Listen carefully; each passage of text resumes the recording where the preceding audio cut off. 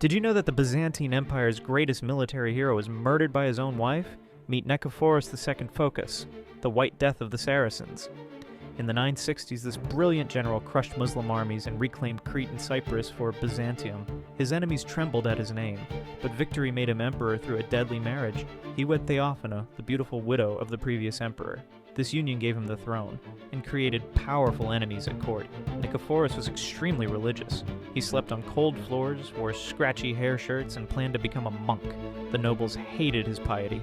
Even worse, his own wife grew disgusted with him. Theophano began a secret affair with the handsome general John Tzimiskes. Together they plotted murder.